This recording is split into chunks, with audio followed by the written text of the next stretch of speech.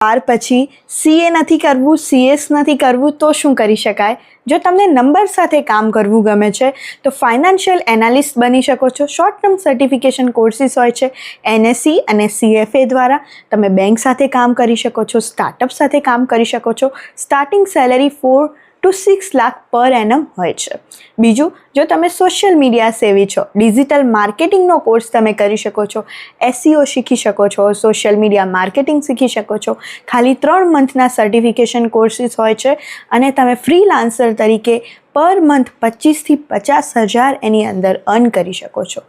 Creative personality છો, જો તમને ઓર્ગેનાઇઝ કરવું વધારે ગમે છે તો તમે વેડિંગ ઓર્ગેનાઇઝ કરી શકો છો, કોર્પોરેટ ઇવેન્ટ ઓર્ગેનાઇઝ કરી શકો છો, હોટેલ અને બ્રાન્ડ સાથે ટાઈઅપ કરી શકો છો. આમાં ટ્રાવેલ ઓપોર્ચ્યુનિટીઝ ખૂબ બધી છે અને ખૂબ મજાની જોબ છે.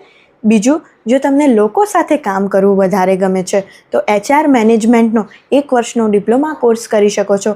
કેમ્પસ રિક્રુટર્સ 3 થી 5 લાખ પર એનમનું પેકેજ આપતા હોય છે અને HR જોબ તો દરેક કંપનીમાં એની જરૂરિયાત હોતી જ હોય છે. બીજું, જો તમને ઓપરેશન્સ વધારે ગમે છે, તમને લોજિસ્ટિક્સ અને સપ્લાય ચેઇનમાં રસ છે તો તમે 6 મહિનાનો એક સર્ટિફિકેશન પ્રોગ્રામ કરી શકો છો.